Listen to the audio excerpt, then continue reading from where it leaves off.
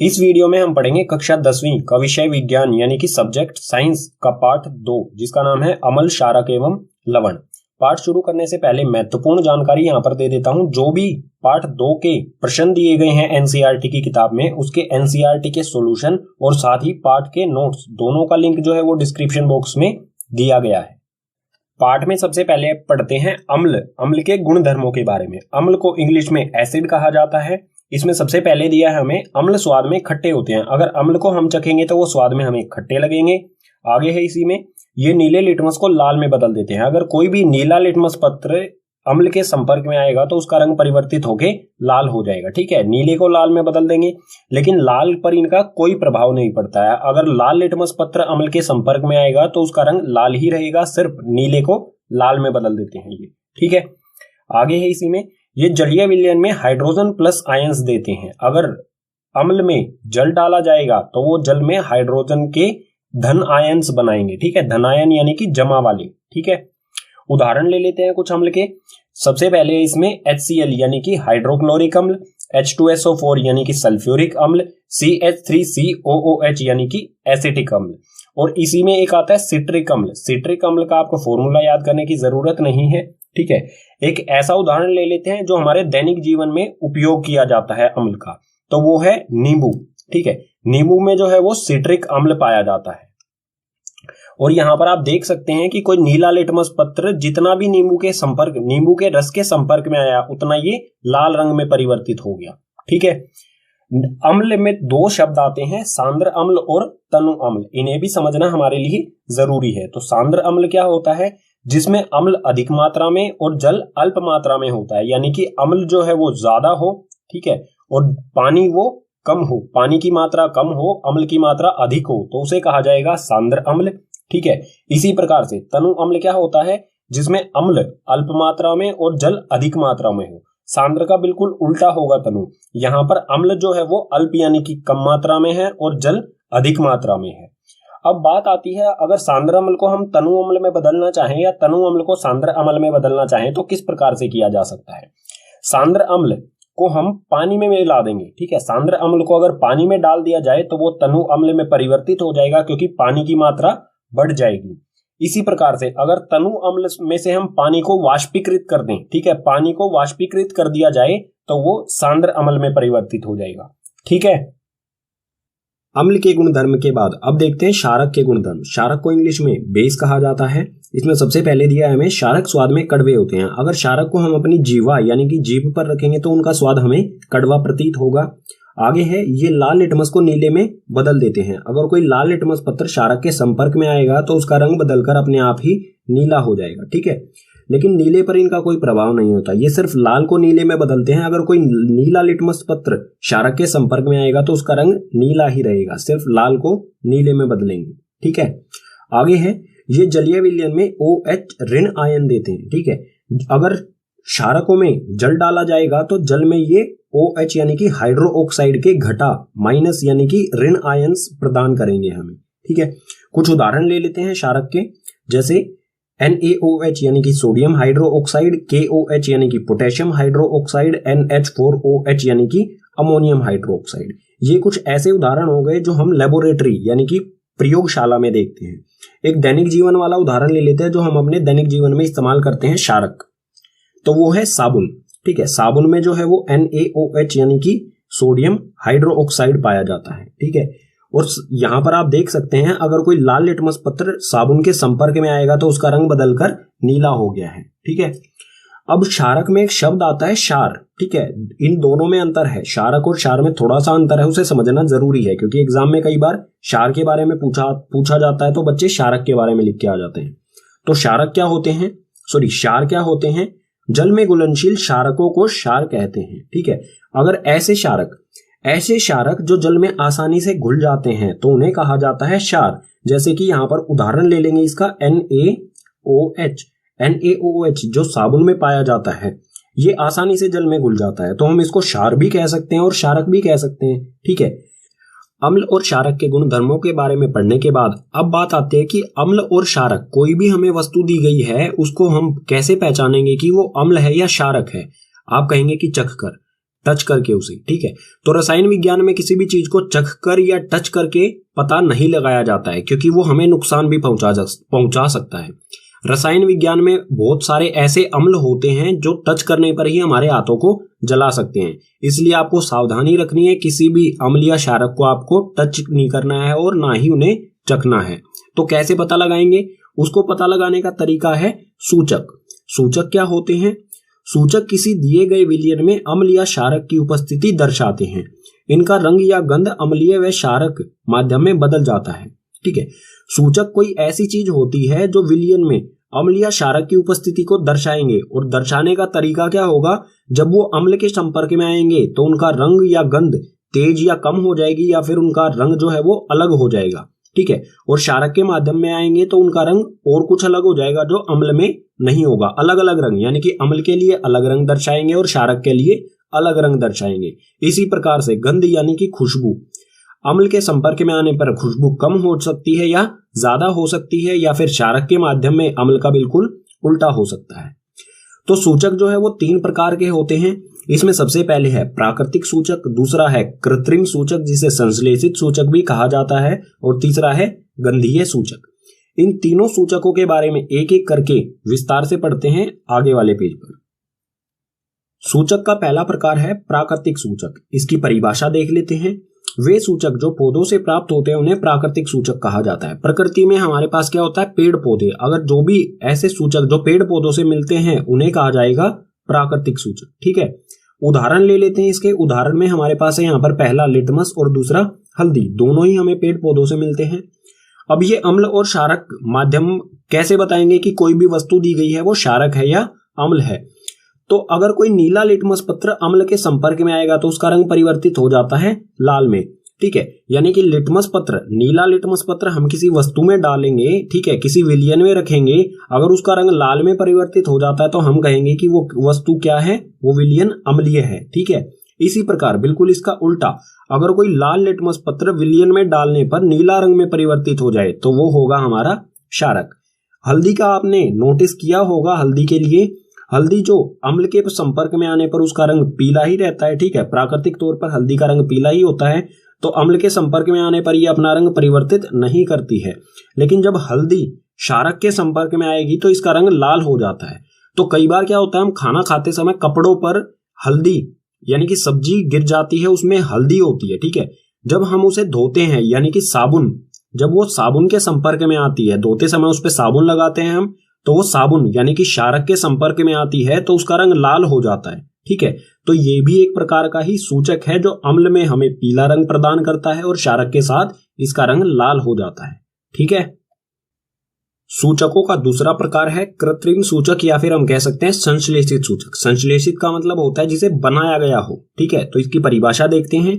वे सूचक जो रसायन द्वारा बनाए जाते हैं उन्हें कृत्रिम सूचक या फिर संश्लेषित सूचक कहा जाता है, ठीक है। जो रसायन यानी कि केमिकल द्वारा प्रयोगशाला यानी कि लेबोरेटरी में बनाए जाते हैं उन्हें कृत्रिम सूचक या फिर संश्लेषित सूचक कहा जाएगा। केमिकल्स यानी कि रसायन के द्वारा बनाए गए हैं। उदाहरण देख लेते हैं इसके लिए। पहला है हमारे पास फेनोफ्थलीन और दूसरा है मेथिल ऑरेंज, ठीक है। ये दोनों उदाहरण हो गए। अब ये किस तरह से क्षारक और अम्लीय प्रवृत्ति को दर्शाते हैं? तो फेनोफ्थलीन जब अम्ल के संपर्क में आता है तो इसका रंग जो है वो अपरिवर्तित रहता है, ठीक है। यानी कि पानी जैसा रंग रहता है बिल्कुल इसका। यहाँ पर आप देख सकते हैं इस तरह का, जिस तरह का पानी होता है उस तरह का ही रंग होता है, ठीक है। अम्ल के संपर्क में आने पर इस तरह का रंग। और अगर ये क्षारक के संपर्क में आएगा, फेनोफ्थलीन अगर क्षारक के संपर्क में आएगा तो इसका रंग गहरा गुलाबी या फिर कह सकते हैं कि बैंगनी हो जाता है, ठीक है। गहरा गुलाबी कहेंगे इसे, इस तरह का रंग हो जाता है। इसी प्रकार से मेथिल ऑरेंज जब अम्ल के संपर्क में आएगा तो इसका रंग परिवर्तित होकर लाल हो जाता है। अम्ल के संपर्क में आने पर मेथिल ऑरेंज का रंग जो है वो लाल हो जाता है। और मेथिल ऑरेंज अगर क्षारक के संपर्क में आएगा तो उसका रंग पीला हो जाता है, ठीक है। इस प्रकार से ये अम्लीय और क्षारक प्रवृत्ति, किसी भी विलयन की अम्लीय व क्षारक प्रवृत्ति को रंग द्वारा दर्शाते हैं, ठीक है। सूचक का तीसरा प्रकार है गंधीय सूचक। गंधीय यानी कि जो हम अपनी नाक से महसूस कर सके। इसकी परिभाषा क्या होगी? जिन पदार्थों की गंध अम्लीय व क्षारक माध्यम में बदल जाए उसे गंधीय सूचक कहा जाएगा, ठीक है। अगर अम्ल में गंध यानी कि खुशबू या बदबू जो भी आप कहेंगे वो ज्यादा हो जाए या कम हो जाए और इसका उल्टा क्षारक के माध्यम में हो जाए तो हम पहचान सकते हैं जो विलयन होगा वो अम्लीय होगा या क्षारक होगा। उदाहरण ले लेते हैं। यहाँ पर उदाहरण हमारे पास है 3। पहला प्याज का रस, दूसरा वेनिला और तीसरा लौंग का तेल। ये किस प्रकार से अम्लीय व क्षारक माध्यम को बताएंगे। तो जब प्याज का रस अम्ल के संपर्क में आता है तो इसकी गंध जो है वो तीक्ष्ण यानी कि बढ़ जाती है। ठीक है, प्याज का रस जो है, प्याज में की जो बदबू या खुशबू जो भी आप समझते हैं वो बढ़ जाएगी। लेकिन जब ये क्षारक के माध्यम में आता है, ठीक है, जब अगर क्षारक विलयन में प्याज का रस डाला जाएगा तो इसमें से कोई भी गंध नहीं आएगी। ठीक है, तो किस तरह से हम पहचान सकते हैं। हमें कोई विलयन दिया गया है, उसमें हम प्याज का रस डालेंगे, अगर खुशबू या बदबू जो गंध होगी प्याज की वो बढ़ जाए तो हम कहेंगे कि वो विलयन जो है वो अम्लीय है। अगर जो गंध है वो कम हो जाए तो वो क्षारक माध्यम होगा। ठीक है, इसी प्रकार से वेनिला जो आइसक्रीम को फ्लेवर देने के लिए यूज किया जाता है, तो वेनिला आइसक्रीम आपने खाई होगी, वही वेनिला है ये। ठीक है, वेनिला अम्ल के संपर्क में आने पर इसकी खुशबू, ठीक है, इसकी गंध में कोई भी परिवर्तन नहीं आता।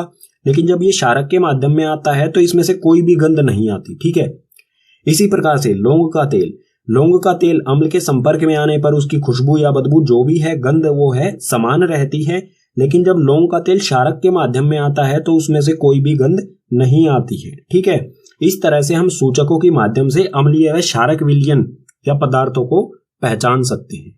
ठीक है, पाठ में अगला विषय है अम्ल व क्षारकों के रासायनिक गुण। रासायनिक गुण यानी कि जो भी अम्ल व क्षारक हैं वो अलग अलग चीजों के साथ अभिक्रिया करके उत्पाद में क्या चीजें बनाएंगे, इसी को कहा जाएगा रासायनिक अभिक्रिया। ठीक है, इसमें सबसे पहले देखते हैं धातु की अम्ल व क्षारक के साथ अभिक्रिया।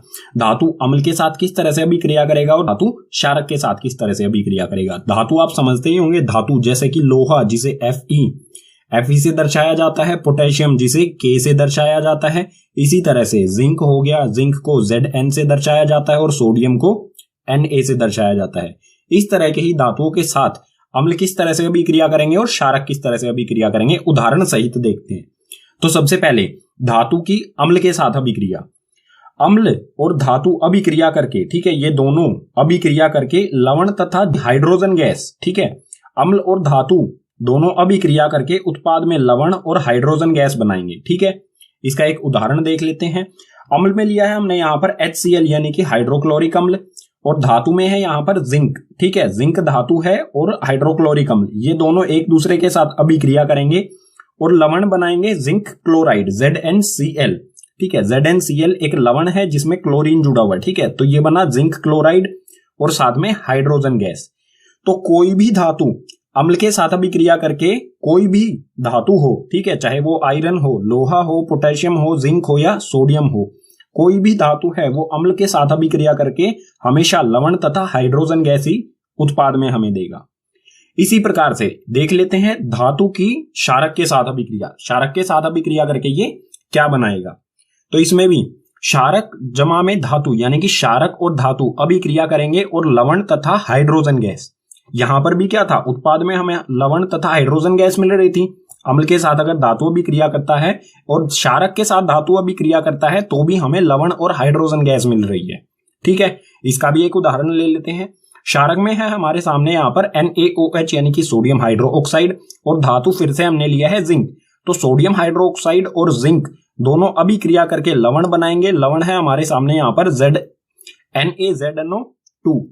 Na2ZNO2। ठीक है, यानी कि सोडियम जिंकेट और साथ में हाइड्रोजन गैस। अब यहां पर देख सकते हैं आप कि अम्ल धातु के साथ अम्ल अभिक्रिया करे या धातु के साथ क्षारक अभिक्रिया करे, दोनों कंडीशन में क्या हो रहा है, दोनों स्थितियों में हाइड्रोजन गैस निकल रही है। तो हमें कैसे पता चलेगा कि ये निकलने वाली जो गैस है हाइड्रोजन है। ठीक है, इसका परीक्षण किस तरह से किया जाएगा, आगे वाले पेज पर देखते हैं। धातु की अम्ल या क्षारक के साथ अभिक्रिया कराने पर जो हाइड्रोजन गैस निकलती है उसको पहचानने का जो तरीका है उसे देखते हैं। तो हाइड्रोजन गैस का परीक्षण, जो भी निकलने वाली गैस है हाइड्रोजन, उसे किस तरह से पहचाना जाएगा। तो इसमें है हाइड्रोजन गैस से निहित परख नली के पास जब एक जलती हुई मोमबत्ती लाई जाती है तो पोप की ध्वनि उत्पन्न होती है। ठीक है, यानी कि जो मोमबत्ती, जलती हुई मोमबत्ती जो हाइड्रोजन गैस के पास लाई जाएगी तो जो हाइड्रोजन गैस है वो बहुत ज्वलनशील गैस होती है, वो पोप ध्वनि के साथ तुरंत जल जाएगी। तो ये है स्टैंड, इसमें ये टेस्ट ट्यूब है। टेस्ट ट्यूब के अंदर जिंक के छोटे छोटे दाने लिए गए हैं और साथ ही इसके अंदर डाल दिया गया है अम्ल। अम्ल और जिंक की अभिक्रिया यानी कि धातु और हाइड्रोक्लोरिक अम्ल की अभिक्रिया से जो हाइड्रोजन गैस उत्पन्न होगी, ठीक है, वो बाहर नहीं निकल पाएगी इस कॉर्क की वजह से। इस कॉर्क के अंदर जो पाइप लगी है वो इससे गुजरेगी और उसे इस टब में भरे हुए साबुन के पानी के अंदर छोड़ दिया जाएगा, ठीक है। जैसे ये साबुन के पानी के अंदर निकलेगी, ये हाइड्रोजन गैस जो है वो बबल्स में, बुलबुलों में पैक हो जाएगी, ठीक है। और जो ये बुलबुले ऊपर आएंगे, बहुत हल्की गैस होती है हाइड्रोजन, वो आसानी से ऊपर की तरफ जाती है, ठीक है। तो ये बुलबुले जब ऊपर की तरफ जाएंगे, अगर इन बुलबुलों के पास हम जलती हुई मोमबत्ती लेके आएंगे तो ये पोप ध्वनि करते हुए, ठीक है, तुरंत जल जाएंगे पोप की ध्वनि के साथ, ठीक है, क्योंकि बहुत ज्वलनशील गैस होती है हाइड्रोजन, ठीक है। अम्ल व क्षारक के रासायनिक गुणधर्म में आगे है अम्ल व क्षारक की धातु कार्बोनेट तथा धातु बाइकार्बोनेट के साथ अभिक्रिया। कोई भी अम्ल या क्षारक है वो धातु कार्बोनेट यानी कि जैसे कि धातु, कोई भी हमारा धातु है जैसे सोडियम, तो सोडियम का कार्बोनेट, जैसे सोडियम का कार्बोनेट क्या होगा, Na2CO3, जो ये CO3 होता है, ठीक है। Na हो गया हमारा धातु और CO3 हो गया कार्बोनेट, यानी कि धातु कार्बोनेट हो गया, ठीक है। तो अम्ल व क्षारक धातु कार्बोनेट के साथ किस तरह से अभिक्रिया करेंगे, और इसी तरह से अम्ल व क्षारक धातु बाइकार्बोनेट को धातु हाइड्रोजन कार्बोनेट भी कहा जाता है। तो बिल्कुल भी कंफ्यूज नहीं होना है, एक ही चीज है, धातु बाइकार्बोनेट और धातु हाइड्रोजन कार्बोनेट। धातु हाइड्रोजन कार्बोनेट क्या होगा, धातु हाइड्रोजन कार्बोनेट होगा NaHCO3, यानी कि कार्बोनेट के साथ साथ, धातु में कार्बोनेट के साथ साथ इसमें हाइड्रोजन भी हो, तो इसे कहा जाएगा धातु हाइड्रोजन कार्बोनेट या फिर धातु बाइकार्बोनेट, ठीक है। तो इसमें देखेंगे, सबसे पहले इसमें देखते हैं अम्ल की धातु कार्बोनेट के साथ किस तरह से अभिक्रिया करता है, उसके बाद देखेंगे अम्ल धातु बाइकार्बोनेट के साथ किस तरह से अभिक्रिया करेगा। तो ये है अम्ल की धातु कार्बोनेट के साथ अभिक्रिया। अम्ल, ठीक है, कोई भी अम्ल और धातु कार्बोनेट दोनों एक दूसरे के साथ अभिक्रिया करके उत्पाद में हमें लवण, कार्बन डाइऑक्साइड और जल, ठीक है, CO2 यानी कि कार्बन डाइऑक्साइड और जल यानी कि H2O देंगे, ठीक है। हमेशा कोई भी अम्ल हो, अगर किसी भी धातु कार्बोनेट के साथ अभिक्रिया करेगा तो उत्पाद में हमें लवण, कार्बन डाइऑक्साइड और जल ही मिलेंगे, ठीक है। उदाहरण देख लेते हैं इसके लिए। अम्ल में लिया है यहां पर हाइड्रोक्लोरिक अम्ल, और धातु कार्बोनेट जैसा कि उदाहरण में भी बताया था वही है, ठीक है, Na2CO3 यानी कि सोडियम कार्बोनेट, ठीक है। हाइड्रोक्लोरिक अम्ल और सोडियम कार्बोनेट दोनों एक दूसरे के साथ अभिक्रिया करके उत्पाद में बनाएंगे NaCl, जो कि एक लवण होता है, साथ में कार्बन डाइऑक्साइड गैस यानी कि CO2 और साथ में जल यानी कि H2O, ठीक है। अब देखते हैं अम्ल की धातु बाइकार्बोनेट यानी कि धातु हाइड्रोजन कार्बोनेट के साथ अभिक्रिया। तो अम्ल जो है वो धातु बाइकार्बोनेट यानी कि धातु हाइड्रोजन कार्बोनेट के साथ अभिक्रिया करके हमें लवण, कार्बन डाइऑक्साइड और जल, ये तीनों चीजें उत्पाद में मिलती हैं। चाहे अम्ल धातु कार्बोनेट के साथ अभिक्रिया करे या धातु बाइकार्बोनेट के साथ अभिक्रिया करे, दोनों में हमें क्या मिल रहा है, लवण, कार्बन डाइऑक्साइड और जल। यहां पर भी लवण, कार्बन डाइऑक्साइड और जल, ठीक है। इसका उदाहरण देख लेते हैं, बाइकार्बोनेट यानी कि हाइड्रोजन कार्बोनेट की अम्ल के साथ अभिक्रिया। तो अम्ल यहां पर है वही हाइड्रोक्लोरिक अम्ल है, लेकिन यहां पर धातु कार्बोनेट था, यहां पर आ गया धातु हाइड्रोजन कार्बोनेट यानी कि धातु बाइकार्बोनेट। धातु बाइकार्बोनेट है सोडियम हाइड्रोजन कार्बोनेट। उत्पाद में हमें मिलेगा NaCl यानी कि लवण, ठीक है, जो कि एक लवण है, साथ में कार्बन डाइऑक्साइड और जल, ठीक है। ये हो गई अम्ल की धातु कार्बोनेट और धातु बाइकार्बोनेट यानी कि हाइड्रोजन कार्बोनेट के साथ अभिक्रिया। लेकिन क्षारक की अभिक्रिया का तो उदाहरण हमने लिया नहीं, ठीक है। तो इसके बारे में यहां पर एक लाइन लिखी है, क्षारक धातु कार्बोनेट तथा धातु हाइड्रोजन कार्बोनेट या फिर धातु बाइकार्बोनेट के साथ अभिक्रिया नहीं करते हैं। महत्वपूर्ण पॉइंट है ये, ठीक है। कोई भी क्षारक जो है वो ना तो धातु कार्बोनेट के साथ अभिक्रिया करेगा, ना ही धातु बाइकार्बोनेट के साथ अभिक्रिया करेगा, सिर्फ अम्ल करता है इसके साथ अभिक्रिया, ठीक है। अब आप यहां पर देख सकते हैं, अम्ल धातु कार्बोनेट के साथ अभिक्रिया करे या अम्ल धातु बाइकार्बोनेट के साथ अभिक्रिया करे तो गैस कौन सी मिलती है, गैस मिलती है कार्बन डाइऑक्साइड यानी कि CO2, ठीक है। यहां पर भी CO2 और यहां पर भी CO2। तो हम कैसे पहचान पाएंगे कि ये गैस CO2 है, तो अगले पेज पर देखते हैं इसी CO2 यानी कि कार्बन डाइऑक्साइड का परीक्षण किस तरह से किया जाएगा। कार्बन डाइऑक्साइड का परीक्षण, जो भी गैस निकलने वाली है वो कार्बन डाइऑक्साइड है, ये तय किस तरह से किया जाएगा। तो इसमें यहां पर हमें दिया है CO2 यानी कि कार्बन डाइऑक्साइड को चूने के पानी से प्रवाहित करने पर पानी दूधिया हो जाता है। दूधिया यानी कि सफेद रंग का। जब चूने के पानी में कार्बन डाइऑक्साइड को डाला जाएगा, उसके अंदर कार्बन डाइऑक्साइड, चूने के पानी के अंदर कार्बन डाइऑक्साइड को छोड़ा जाएगा, तो जो चूने का पानी है वो सफेद रंग का हो जाएगा, ठीक है। दूधिया यानी कि सफेद रंग, ठीक है। और जो ये अभिक्रिया होगी चूने के पानी की कार्बन डाइऑक्साइड के साथ, ये किस तरह से होगी, ये है CaOH2 यानी कि कैल्शियम हाइड्रो ऑक्साइड। और ये कैल्शियम हाइड्रो ऑक्साइड जो है इसी को कहा जाता है चूने का पानी। ठीक है, जब इस चूने के पानी से कार्बन डाइऑक्साइड को प्रवाहित किया जाएगा तो ये उत्पाद में बनाएगा CaCO3 और साथ में जल, यानी कि जो ये कैल्शियम कार्बोनेट, ठीक है, ये कैल्शियम कार्बोनेट है, ये जल के अंदर ही बनेगा और ये जल के अंदर अघुलनशील होगा यानी कि सस्पेंडेड होगा। ठीक है, जिस तरह से चौक पाउडर पानी के अंदर होता है कुछ उसी तरह से इसके कारण जो पानी है, चूने का पानी है, वो सफेद हो जाएगा। ठीक है, अब आगे दिया है हमें अधिक मात्रा में CO2 प्रवाहित करने पर जो भी ये उत्पाद बनेगा, ये उत्पाद बनने के बाद भी हम कार्बन डाइऑक्साइड को इसमें से प्रवाह कर रहे हैं। ठीक है, तो ये उत्पाद जो है CaCO3 और साथ में H2O, ये आ गया यहाँ पर CaCO3 और H2O, ये बनने के बाद भी इसमें कार्बन डाइऑक्साइड का प्रवाह हमने जारी रखा, हमने कार्बन डाइऑक्साइड को बंद नहीं किया उसमें से। तो ये अभिक्रिया करके एक नया उत्पाद बनाएगा जो होगा CaHCO3। यहां पर तो इस विलयन का रंग जो है वो दूधिया यानी कि सफेद होता है। अगर हम इसमें से और भी कार्बन डाइऑक्साइड गुजारेंगे, ठीक है, जो कि हम यहाँ पर कर रहे हैं, तो इसका रंग जो है वो दूधिया, ठीक है, पहले इसका जो चूने का पानी है इसका रंग बिल्कुल पानी की तरह होता है, जैसा पानी का मतलब कलरलेस, कोई भी रंग नहीं होता। जब कार्बन डाइऑक्साइड गुजारेंगे तो दूधिया, अगर और ज्यादा ही कार्बन डाइऑक्साइड इसमें से गुजारेंगे तो वापस कलरलेस हो जाएगा, यानी कि जैसा पानी होता है बिल्कुल वैसा ही हो जाएगा। अब ये होगा क्यों? CaCO3 जो है वो बिल्कुल चौक पाउडर की तरह होता है, जो स्कूल में चौक यूज किए जाते हैं बिल्कुल उस तरह का होता है, ये जल के अंदर बनेगा। ठीक है, और चौक पाउडर को अगर हम पानी में डालते हैं तो वो उस पानी को सफेद भी कर देता है। ठीक है, इस तरह से होगा ये मान लीजिए विलयन दिया गया है हमें इस बीकर में, ये क्या करेगा, पानी को सफेद भी कर देगा और नीचे की तरफ बैठ भी जाएगा, यानी कि पानी में जो चौक पाउडर है वो अघुलनशील होता है। ठीक है, कुछ पार्टिकल्स जो है छोटे छोटे कण है इसके पानी को सफेद कर देंगे। लेकिन जो ये है CaHCO3, ये कैल्शियम हाइड्रोजन कार्बोनेट, ये जल में घुल जाता है, जैसे चीनी पानी में घुल जाती है, पता भी नहीं चलता, बिल्कुल पानी वैसा का वैसा ही रहता है उसका रंग, उसी तरह से ये पानी के अंदर घुल जाता है और जो दूधिया रंग यानी कि सफेद रंग ये प्रदान करता है ये गायब हो जाता है। ठीक है, इसे डायग्राम से समझ लेते हैं। तो यहां पर ये एक टेस्ट ट्यूब है, टेस्ट ट्यूब के अंदर ये पाइप जो लगी है, ये पाइप नहीं है, ठीक है, ये स्थिर है। ठीक है, यानी कि इसे हिलाने के लिए एक डंडी है जो इसे, जो भी विलयन है अंदर, इसको हिलाने के लिए। इसमें अंदर जो तरल पदार्थ है वो है HCl यानी कि हाइड्रोक्लोरिक अम्ल। किताब में जो डायग्राम दिया है उसमें मेथेनोइक अम्ल दिया गया है, तो कोई भी अम्ल ले सकते हैं, सल्फ्यूरिक अम्ल ले सकते हैं, हाइड्रोक्लोरिक अम्ल ले सकते हैं, मेथेनोइक अम्ल, और कोई भी धातु कार्बोनेट, यहां पर धातु कार्बोनेट है Na2CO3 यानी कि सोडियम कार्बोनेट।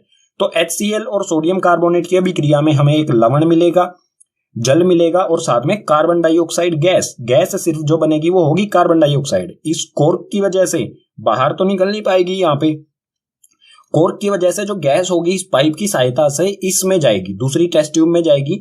इसमें पहले से जो है वो है चूने का पानी, ठीक है, यानी कि CaOH2 कैल्शियम हाइड्रो ऑक्साइड। जब ये कैल्शियम हाइड्रो ऑक्साइड में पहुंचेगी, जैसे ही ये इसमें पहुंचेगी ये दूधिया होना शुरू हो जाएगा।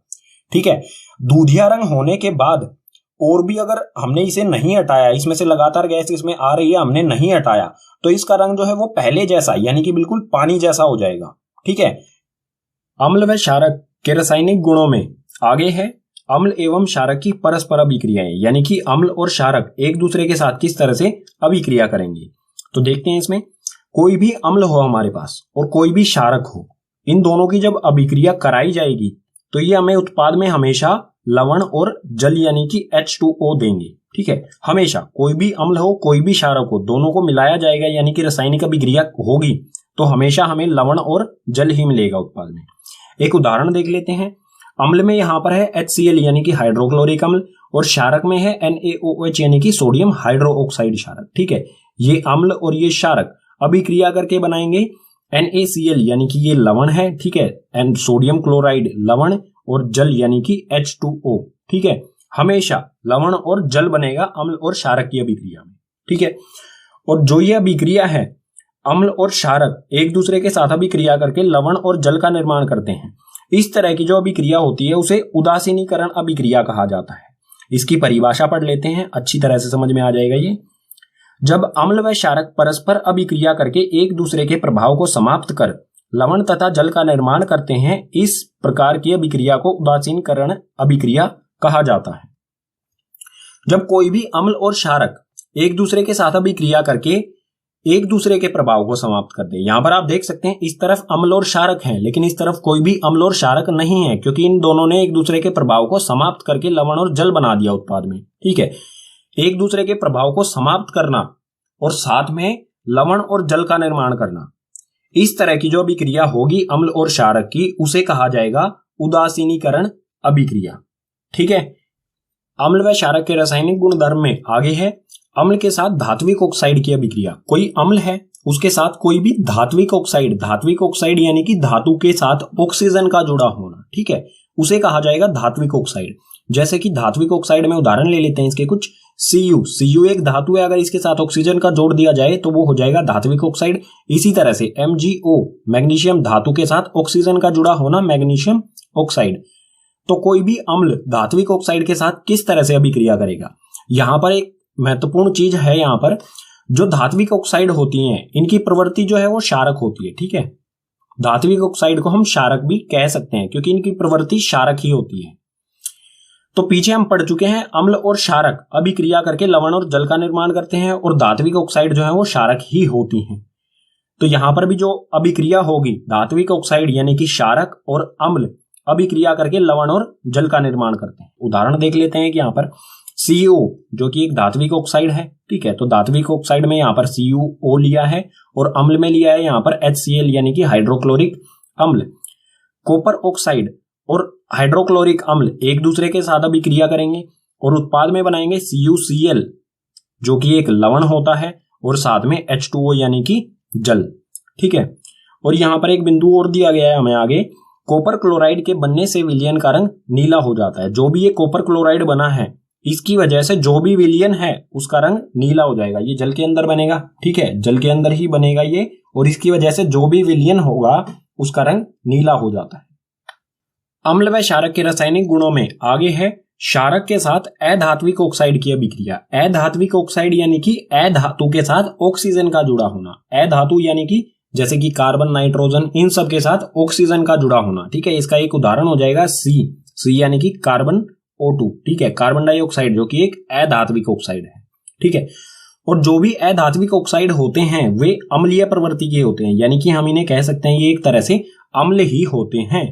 ठीक है, कोई भी क्षारक अधात्विक ऑक्साइड यानी कि अम्लीय प्रवृत्ति, ठीक है, अम्ल के साथ अम्लीय प्रवृत्ति की वस्तु के साथ अभिक्रिया करके हमेशा लवण तथा जल बनाता है। ठीक है, उदाहरण में यहां पर है CaOH यानी कि कैल्शियम हाइड्रो ऑक्साइड और CO2। कैल्शियम हाइड्रो ऑक्साइड फिर से बता देता हूं, ये चूने का पानी होता है, ये बिल्कुल वही वाली अभिक्रिया है।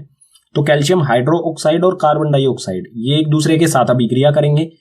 CaOH जो चूने का पानी होता है वो क्षारक प्रवृत्ति का होता है। ठीक है, तो क्षारक में लिया है हमने यहाँ पर कैल्शियम हाइड्रो ऑक्साइड और अधात्विक ऑक्साइड में है कार्बन डाइऑक्साइड। ठीक है, तो चूने का पानी और कार्बन डाइऑक्साइड अभिक्रिया करके CaCO3 यानी कि कैल्शियम कार्बोनेट जो कि एक लवण होता है उत्पाद में मिलेगा, और साथ में मिलेगा हमें H2O यानी कि जल। अम्ल व क्षारक के रासायनिक गुणों में आगे है जलीय विलयन में अम्ल तथा क्षारक। अगर अम्ल जलीय विलयन में है तो वो किस तरह के गुण प्रदर्शित करेगा, और अगर क्षारक जलीय विलयन में है तो वो किस तरह के गुणधर्म प्रदर्शित करेगा। इसमें पहले देख लेते हैं अम्ल।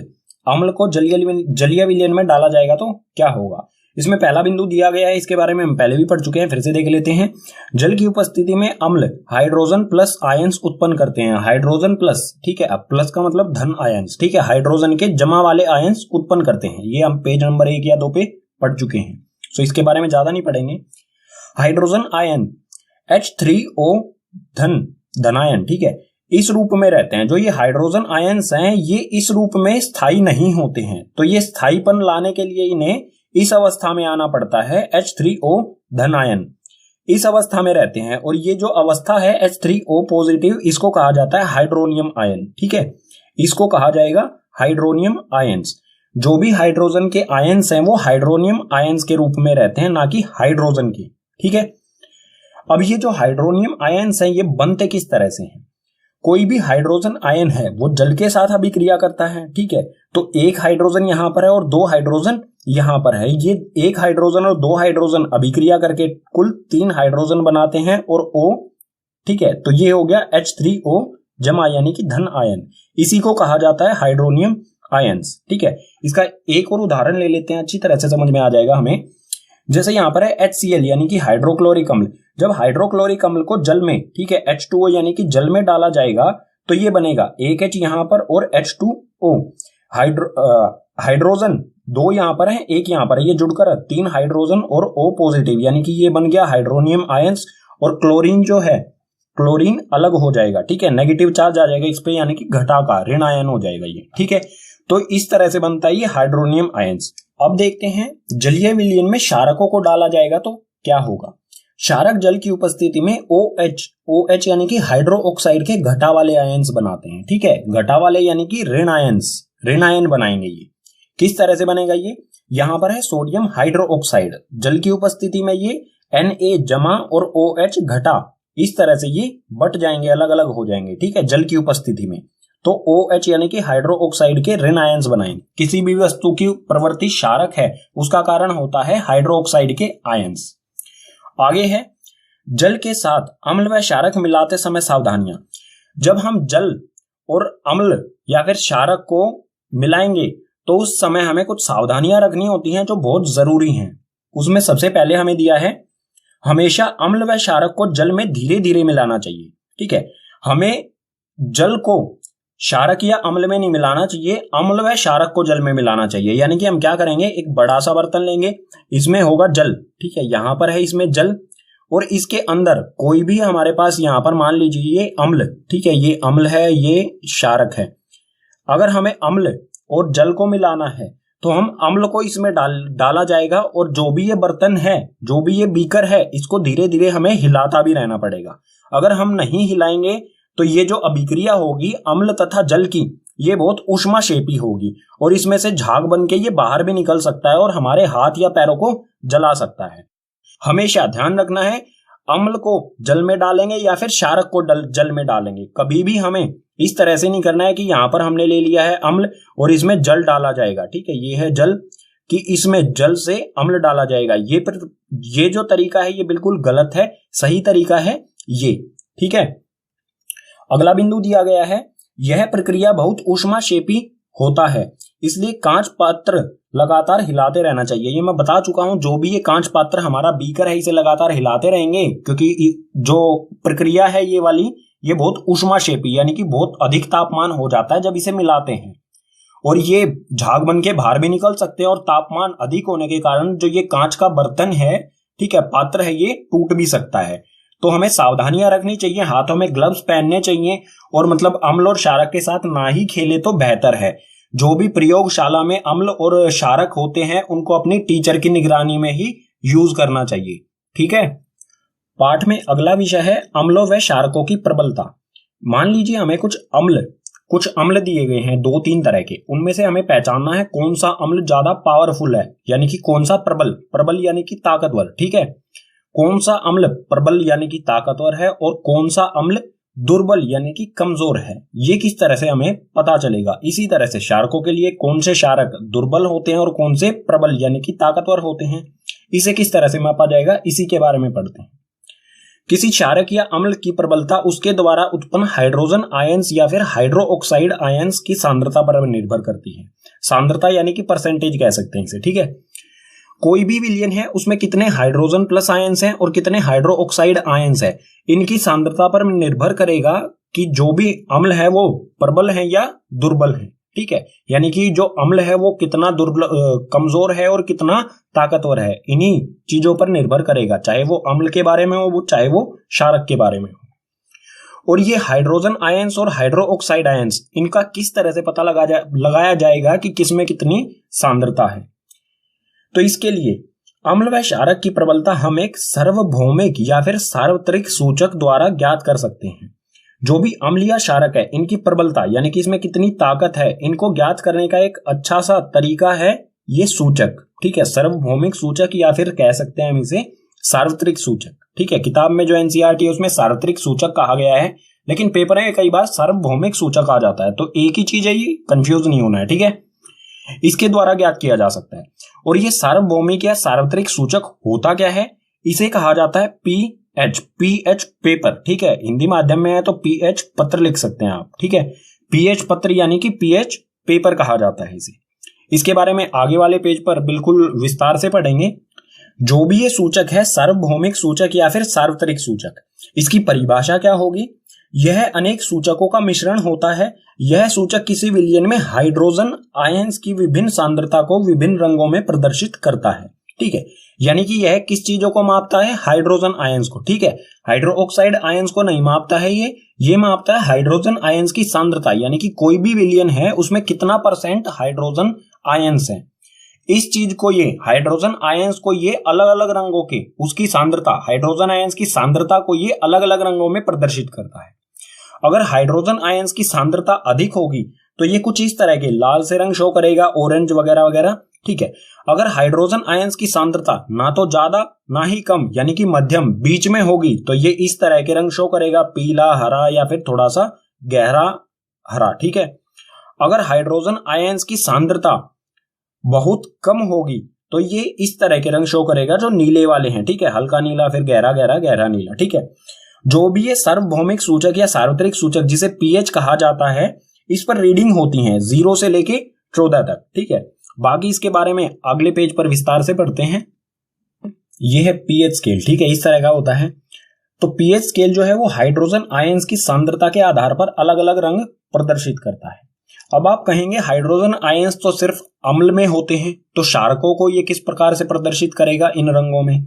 तो आपको ये जानना जरूरी है, ठीक है। ये पीएच स्केल, इस पे 0 से 14 तक रीडिंग होती है।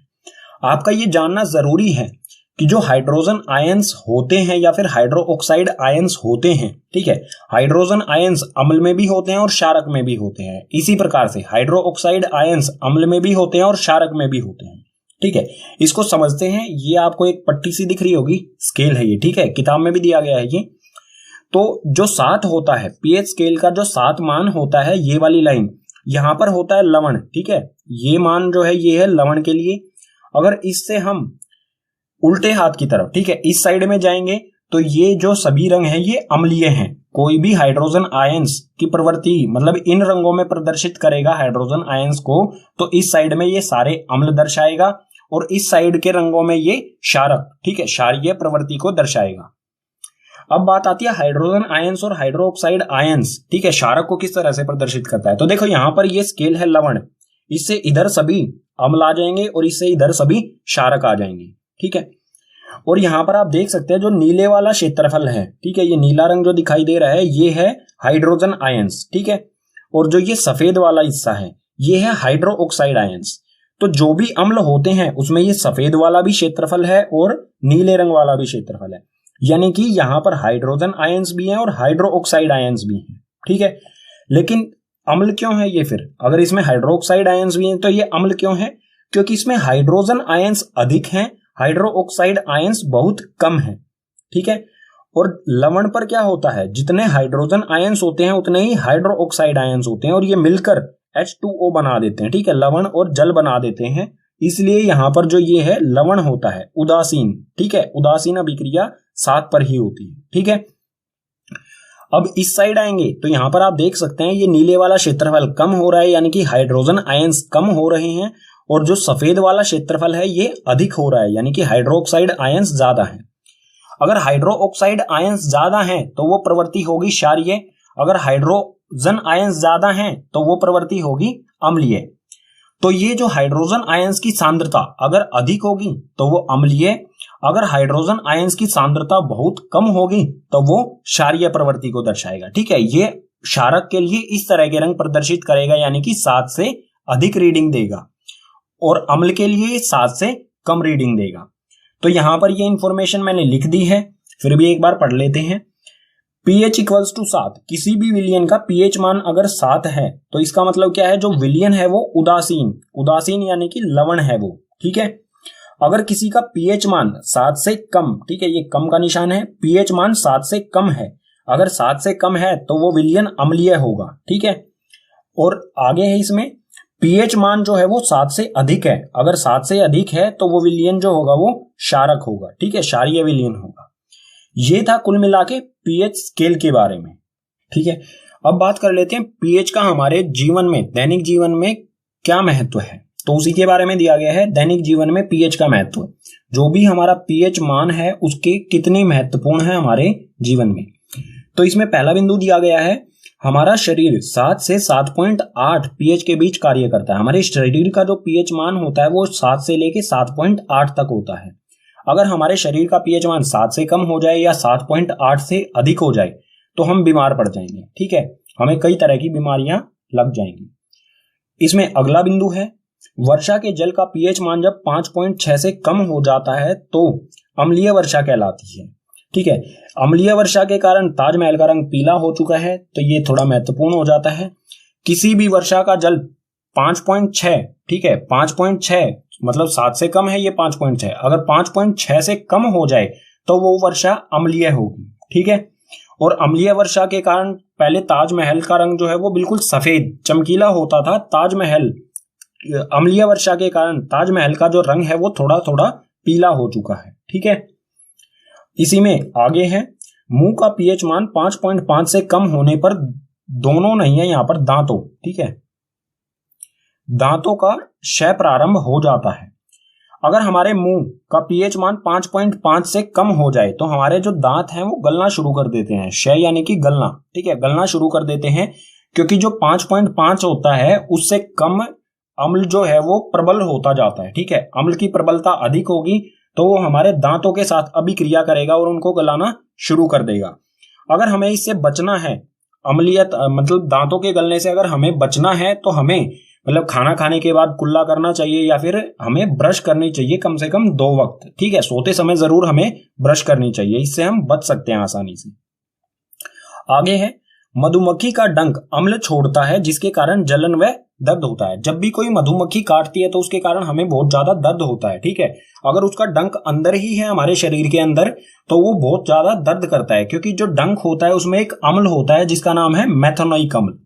मेथनोइक अम्ल जो है हमारे शरीर में जो सेल्स होते हैं, बॉडी के सेल्स होते हैं, उनको खत्म करना शुरू कर देता है। इसी के कारण हमें जलन या फिर दर्द होता है। ठीक है, अगर हम इस दर्द या जलन से बचना चाहते हैं तो उसके ऊपर हम कोई कोलगेट या फिर कोई साबुन से हमें उसे धोना चाहिए, क्योंकि साबुन जो है वो अम्लीय प्रभाव को समाप्त कर देता है। ठीक है, यानी कि जो मेथनोइक अम्ल है इसके प्रभाव को वो धीरे धीरे करके समाप्त कर देगा। अगला बिंदु और आखिरी बिंदु है इसमें, अच्छी उपज के लिए पौधों को एक विशिष्ट पीएच की आवश्यकता होती है। अलग अलग पौधों के लिए अलग अलग पीएच मान की आवश्यकता होती है। कुछ ऐसे पौधे होते हैं जो 5 से 6 के पीएच मान के बीच में बहुत अच्छी तरह से ग्रो यानी कि वो अच्छी तरह से उपज करते हैं, मतलब अच्छी तरह से वो विकास करते हैं अपना। कुछ ऐसे पौधे होते हैं जो 6 से 7 के में करते हैं और कुछ ऐसे होते हैं 7 से 8, यानी कि जो पौधे होते हैं अलग अलग पौधों का पीएच मान, अलग अलग पौधों को अलग अलग पीएच मान की आवश्यकता होती है अपनी बेहतर विकास के लिए। ठीक है, पाठ में हमारा अगला विषय आता है लवण। लवण का निर्माण किस तरह से होता है ये हम पहले भी पढ़ चुके हैं, एक बार फिर से देख लेते हैं। कोई भी अम्ल और क्षारक एक दूसरे के साथ अभिक्रिया करके यानी कि परस्पर अभिक्रिया करके लवण और जल का निर्माण करते हैं। ठीक है, उदाहरण देख लेते हैं। अम्ल में लिया है यहाँ पर HCl यानी कि हाइड्रोक्लोरिक अम्ल, और क्षारक में लिया है NaOH यानी कि सोडियम हाइड्रोक्साइड। ये दोनों एक दूसरे के साथ अभिक्रिया करेंगे और लवण यानी कि NaCl सोडियम क्लोराइड लवण का निर्माण करेंगे। और जो ये सोडियम क्लोराइड होता है ये साधारण नमक है, जो हम घर में रसोई घर में यूज करते हैं नमक, वही नमक है ये। ठीक है, साधारण नमक जो खाने में डाला जाता है, और इसके साथ साथ H2O यानी कि जल का निर्माण करते हैं। ठीक है, अब ये तो एक लवण हो गया सोडियम क्लोराइड। इसके अलावा भी बहुत सारे लवण हैं जिनका निर्माण किया जाता है, जैसे कि कैल्शियम क्लोराइड, CuSO4 यानी कि कॉपर सल्फेट, KCl यानी कि पोटेशियम क्लोराइड। अलग अलग प्रकार के कई लवण होते हैं। ठीक है, आगे है इसी में लवण से रसायनों का निर्माण। जो भी लवण होते हैं उनसे रसायन यानी कि केमिकलों का निर्माण किया जाता है। ठीक है, इसके कुछ उदाहरण देख लेते हैं। जैसे सोडियम हाइड्रोक्साइड का लवण से ही बनाया जाता है, सोडियम हाइड्रोक्साइड। इसी तरह से विरंजक चूर्ण, बेकिंग सोडा, धोने का सोडा और प्लास्टर ऑफ पेरिस जिसे कहा जाता है POP। इन सब का निर्माण किस तरह से किया जाता है और इनके उपयोग क्या क्या हैं। ठीक है, एक एक करके सभी के बारे में आगे वाले पेजेस पर पढ़ते हैं। लवण से जो रसायनों का निर्माण किया जाता है यानी कि केमिकल बनाए जाते हैं, उसमें सबसे पहले है सोडियम हाइड्रोक्साइड। सोडियम हाइड्रोक्साइड का रासायनिक सूत्र होता है NaOH। Na से होता है सोडियम और OH से हाइड्रोक्साइड यानी कि सोडियम हाइड्रोक्साइड। इसका निर्माण किस तरह से होता है, इसमें हमें दिया है सोडियम क्लोराइड के जलीय विलयन से विद्युत प्रवाहित करने पर यह वियोजित होकर सोडियम हाइड्रोक्साइड उत्पन्न करता है। यानी कि सोडियम क्लोराइड जो जल में उपस्थित है, जलीय विलयन, ठीक है, सोडियम क्लोराइड का जलीय विलयन, उसमें से जब बिजली विद्युत को प्रवाहित करेंगे तो यह सोडियम हाइड्रोक्साइड में बदल जाता है, ठीक है। और इसकी रासायनिक अभिक्रिया किस प्रकार से होती है ये देख लेते हैं। यह है NaCl यानी कि सोडियम क्लोराइड। सोडियम क्लोराइड का जलीय विलयन, साथ में जल भी है इसके, ठीक है। तो सोडियम क्लोराइड के साथ जो जल है, इस विलयन में से विद्युत धारा प्रवाहित की जाएगी। विद्युत धारा प्रवाहित करने के बाद ये बदल जाता है NaOH यानी कि ये मिल गया हमें सोडियम हाइड्रोक्साइड, ठीक है। सोडियम हाइड्रोक्साइड ये मिल गया हमें। इसके साथ साथ दो गैसें भी मिलती हैं, एक तो क्लोरीन गैस मिलती है और एक हाइड्रोजन गैस भी मिलती है हमें उत्पाद में। अब देख लेते हैं ये कहां कहां पर बनते हैं। जो जलीय विलयन है उसमें कहां पर बनते हैं, विद्युत धारा प्रवाहित की जाती है, ठीक है। तो एनोड पर जो है वो क्लोरीन गैस निकलती है, कैथोड पर हाइड्रोजन गैस निकलती है और कैथोड के पास ही सोडियम हाइड्रोक्साइड का विलयन बनता है। ये तीनों चीजें हमें याद रखनी पड़ेंगी, ठीक है। एनोड पर क्लोरीन, कैथोड पर हाइड्रोजन और कैथोड के पास ही सोडियम हाइड्रोक्साइड का विलयन बनता है। अब बात कर लेते हैं ये तीनों चीज जो हमें उत्पाद में मिली है, इनके उपयोग क्या क्या है, यानी कि सोडियम हाइड्रोक्साइड का उपयोग क्या होता है, क्लोरीन का और हाइड्रोजन का क्या क्या उपयोग होते हैं, ठीक है। तो उपयोग में क्लोरीन जो है वो, क्लोरीन का उपयोग जो है वो जल की स्वच्छता या फिर PVC के लिए उपयोग किया जाता है, पॉलीवेनिक क्लोराइड के लिए, ठीक है, जल की स्वच्छता के लिए। ये गलत हो गया है, क्लोरीन जो है वो जल की स्वच्छता के लिए उपयोग किया जाता है। और हाइड्रोजन, ठीक है, ये C2 और H2, हाइड्रोजन का उपयोग जो है वो ईंधन के लिए यूज किया जाता है, ठीक है। हाइड्रोजन का ऊपर वाला ईंधन के लिए यूज किया जाता है और क्लोरीन जल की स्वच्छता और पॉलीवेनिक क्लोराइड बनाने के लिए। और NaOH यानी कि सोडियम हाइड्रोक्साइड का उपयोग जो है वो ग्रीस हटाने के लिए। धातु पे जो ग्रीस लगा होता है वो आसानी से नहीं हटता है, तो उसको हटाने के लिए सोडियम हाइड्रोक्साइड का उपयोग किया जाता है। साबुन और कागज बनाने के लिए भी सोडियम हाइड्रोक्साइड का उपयोग किया जाता है, ठीक है। इसका उपयोग क्या क्या है ये जरूर याद कर लेना है आपको। एक तो ग्रीस हटाने के लिए, साबुन और कागज बनाने के लिए, ठीक है। लवण से जो रसायनों का निर्माण किया जाता है उसमें दूसरे नंबर पर है विरंजक चूर्ण। विरंजक चूर्ण का रासायनिक सूत्र होता है CaOCl2 यानी कि कैल्शियम ऑक्सी क्लोराइड। इसके निर्माण में हमें दिया है शुष्क बुझे हुए चूने पर क्लोरीन की क्रिया से विरंजक चूर्ण का निर्माण होता है, ठीक है। शुष्क बुझा हुआ चूना क्लोरीन के साथ जब अभिक्रिया करे तो हमें मिलता है विरंजक चूर्ण। और शुष्क बुझा हुआ चूना होता क्या है, CaOH2 यानी कि कैल्शियम हाइड्रोक्साइड, ठीक है। कैल्शियम हाइड्रोक्साइड क्लोरीन यानी कि Cl के साथ अभिक्रिया करेगा तो हमें मिल जाएगा विरंजक चूर्ण। इसकी रासायनिक अभिक्रिया किस प्रकार से होगी ये देख लेते हैं। ये है CaOH2 यानी कि बुझा हुआ चूना और ये है Cl, ये दोनों एक दूसरे के साथ अभिक्रिया करके बनाएंगे CaOCl2 यानी कि विरंजक चूर्ण, ठीक है। ये बना विरंजक चूर्ण और साथ में H2O यानी कि जल। अब जो भी ये विरंजक चूर्ण है इसके उपयोग क्या क्या होते हैं, ठीक है। उपयोग से पहले यहां पर बता दूं, विरंजक चूर्ण को ब्लीचिंग पाउडर कहा जाता है इंग्लिश में। और ब्लीचिंग पाउडर के बारे में आपने सुना होगा, वो किसी भी तरह के कपड़े में अगर कोई दाग लगा है तो उसको हटाने के लिए किस चीज का उपयोग किया जाता है, ब्लीचिंग पाउडर का, ठीक है। यानी कि किसी भी चीज को सफेद बनाने के लिए विरंजक चूर्ण का उपयोग किया जा सकता है आसानी से। उपयोग में पहला दिया हमें वस्त्र उद्योग में सूती व लैनिन के विरंजन के लिए। सूती वस्त्र हो या लैनिन के वस्त्र हो, उनके अगर उनपे कोई दाग धब्बे लगे हैं तो उनको साफ करने के लिए इसका विरंजक चूर्ण का उपयोग किया जा सकता है। आगे है कागज की फैक्ट्री में लकड़ी के मज्जा के विरंजन के लिए। लकड़ी का मज्जा यानी कि लकड़ी को पीस दिया जाता है, ठीक है। कागज लकड़ी से बनता है, लकड़ी के मज्जा को, लकड़ी को पीस दिया जाता है, ठीक है, पाउडर सा बनाया जाता है। और जो भी लकड़ी का रंग होता है उसको बिल्कुल सफेद बनाने के लिए विरंजक चूर्ण का उपयोग किया जाता है। यानी कि लकड़ी के मज्जा को विरंजक चूर्ण की उपस्थिति में धोया जाता है और लकड़ी का पाउडर जो होता है मज्जा वो बिल्कुल सफेद हो जाता है। उसके बाद उससे पेपर बना लिए जाते हैं, ठीक है। तो कागज की फैक्ट्री में भी इसका उपयोग होता है। और तीसरा है पीने के पानी में रोगाणुनाशक के रूप में। पीने का पानी जो होता है उसमें भी अगर विरंजक चूर्ण डाल दिया जाए तो जो भी पानी में बैक्टीरिया वगैरह होता है, ऐसे रोगाणु जो हमें नुकसान पहुंचा सकते हैं, वो खत्म हो जाते हैं, ठीक है। तो पीने के पानी में रोगाणुनाशक के रूप में भी विरंजक चूर्ण का उपयोग किया जाता है। लवण से जो रसायनों का निर्माण किया जाता है उसमें तीसरे नंबर पर है बेकिंग सोडा। बेकिंग सोडा का रासायनिक सूत्र होता है NaHCO3 यानी कि सोडियम हाइड्रोजन कार्बोनेट। और जो बेकिंग सोडा यानी कि सोडियम हाइड्रोजन कार्बोनेट होता है ये एक दुर्बल असंक्षारक होता है। दुर्बल यानी कि कमजोर और असंक्षारक यानी कि लंबे समय तक चलने वाला। ठीक है, असंक्षारक यानी कि इसमें कभी जंग नहीं लगता, ये कभी खराब नहीं होता। दुर्बल होता है, इसे हम टेस्ट भी कर सकते हैं अपनी जीभ द्वारा। ठीक है, इसके निर्माण की रासायनिक अभिक्रिया किस प्रकार से होती है? सोडियम क्लोराइड, कार्बन डाइऑक्साइड, जल यानी कि H2O और अमोनिया यानी कि NH3, इन सभी की परस्पर अभिक्रिया से बेकिंग सोडा यानी कि NaHCO3 का निर्माण होता है। ठीक है, ये सभी अभिक्रिया करेंगे और उत्पाद में बनाएंगे NH4Cl। NH3 होता है अमोनिया और NH4 होता है अमोनियम। ठीक है, ये अमोनिया और ये अमोनियम, तो अमोनियम क्लोराइड मिलेगा उत्पाद में हमें, और साथ ही NaHCO3 यानी कि सोडियम हाइड्रोजन कार्बोनेट यानी कि बेकिंग सोडा, ये मिल गया हमें बेकिंग सोडा। अगर बेकिंग सोडा को खाने में डाल के गर्म किया जाए तो क्या होता है, ये भी जानना हमारे लिए जरूरी है। तो खाना पकाते समय गर्म करने पर यानी कि बेकिंग सोडा को गर्म करने पर, तो ये है बेकिंग सोडा। खाने में डालने के बाद इसे गर्म किया जाएगा तो ये विभाजित हो जाता है। ठीक है, यानी कि वियोजित हो जाता है कई सारे उत्पादों में। सोडियम कार्बोनेट CO3, ठीक है, Na2CO3 यानी कि सोडियम कार्बोनेट जल जो कि एक वाष्प के रूप में होता है, और साथ में कार्बन डाइऑक्साइड गैस CO2।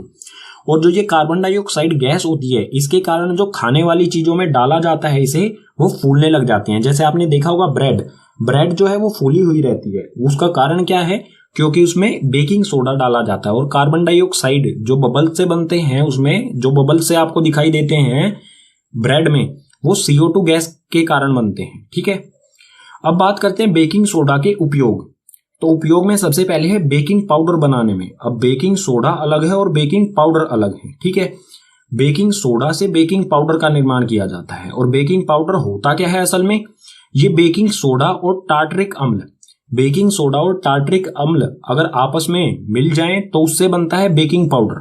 ठीक है, और अगर बेकिंग पाउडर से टार्टरिक अम्ल को निकाल दिया जाए तो वो बनता है बेकिंग सोडा। ठीक है, यानी कि हम बेकिंग पाउडर से बेकिंग सोडा बना सकते हैं और बेकिंग सोडा से बेकिंग पाउडर बना सकते हैं।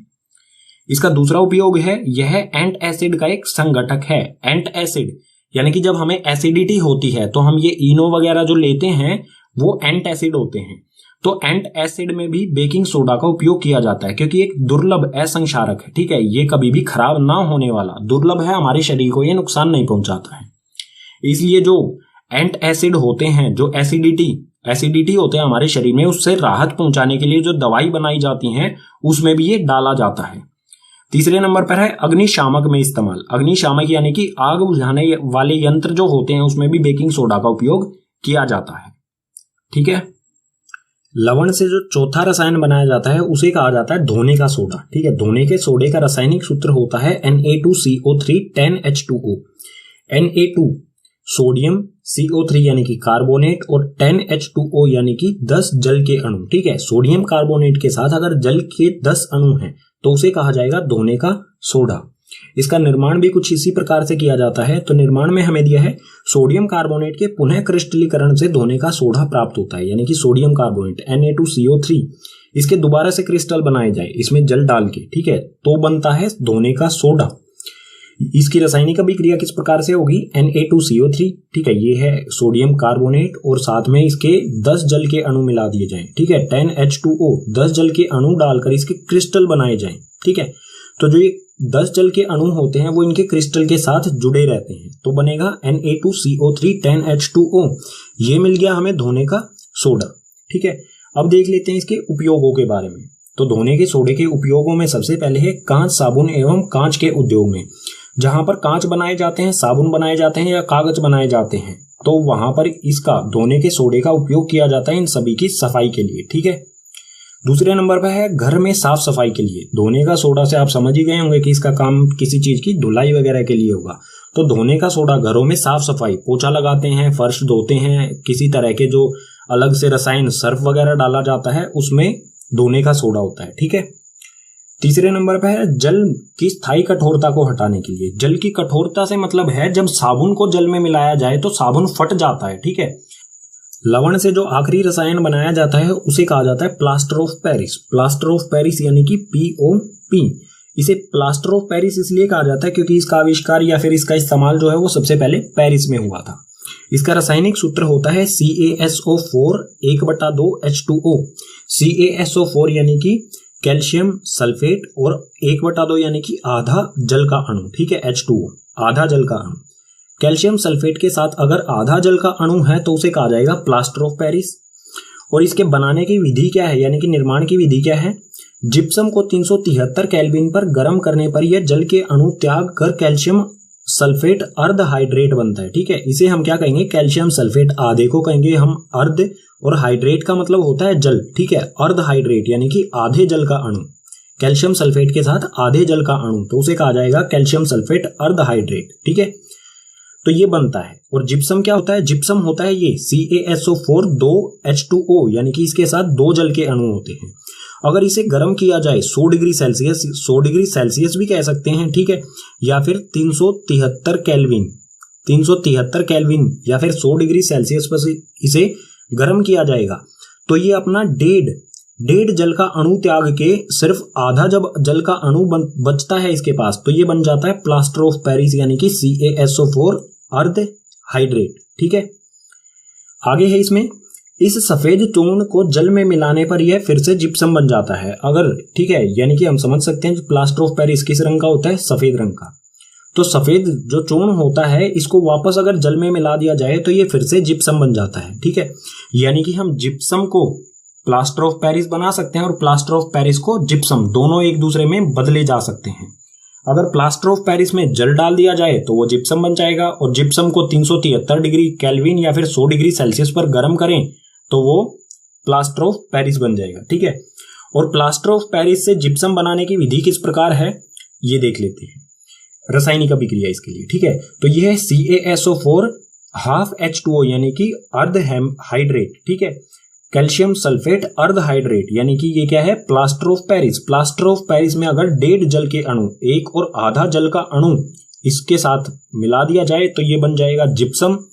और अगर जिप्सम इसको अगर वापस अभिक्रिया कराई जाए, ठीक है, अगर इसकी वापस अभिक्रिया कराई जाए 100 डिग्री सेल्सियस, ठीक है, 100 डिग्री सेल्सियस पर अगर जिप्सम को गर्म किया जाए तो ये वापस किस में बदल जाएगा? CaSO4 अर्ध हाइड्रेट में बदल जाएगा, ठीक है। जो 1.5 जल का अणु है वो इसमें से अलग निकल जाएगा वाष्पीकृत होकर, तो बन जाएगा ये POP, ठीक है।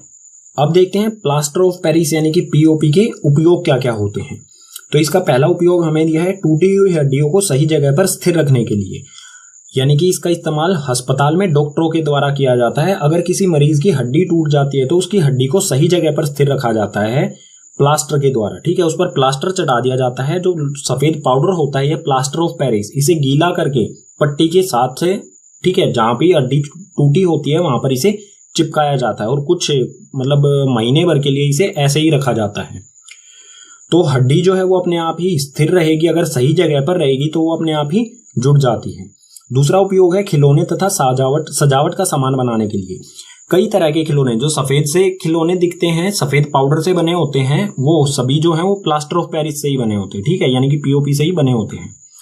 आखिरी है इसमें दीवार की सतह को चिकना बनाने के लिए दीवारों पर भी लगाया जाता है। जो वॉल पुट्टी होती है वो असल में POP ही होती है, ठीक है, प्लास्टर ऑफ पेरिस ही होती है, ठीक है, उससे दीवार जो है वो चिकनी हो जाती है, ठीक है।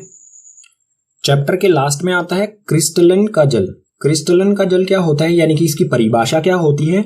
लवण के एक सूत्र इकाई में जल के निश्चित अणुओं की संख्या को क्रिस्टलिन का जल कहते हैं, ठीक है। यानी कि किसी लवण के एक इकाई में कुछ जल के अणुओं की संख्या है, उसी को कहा जाएगा क्रिस्टलिन का जल, ठीक है।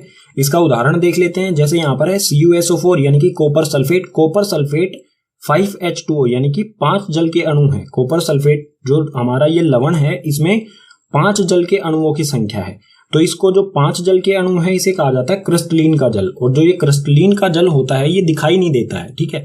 अगर इसे गर्म किया जाए तो ये वाष्प बन के बाहर निकलने लगता है। और भी बहुत सारे उदाहरण देखना चाहें तो जैसे जिप्सम में 2 जल के अणु थे, POP में आधा जल का अणु था, दोने के सोडे में 10 जल के अणु थे, वो सभी इसके उदाहरण हो जाएंगे, ठीक है। इसी के साथ पाठ के सभी विषय हो जाते हैं कंप्लीट। उम्मीद करूंगा आपको सभी विषय समझ आए होंगे। अगर आपको सभी विषय समझ आए हैं तो इस वीडियो को अपने क्लासमेट के साथ शेयर कीजिए। कोई भी विषय जो समझ नहीं आया है उसे कमेंट बॉक्स सेक्शन में मेंशन कीजिए। और NCERT सॉल्यूशन और पाठ के नोट्स दोनों का लिंक जो है वो डिस्क्रिप्शन बॉक्स में दिया गया है।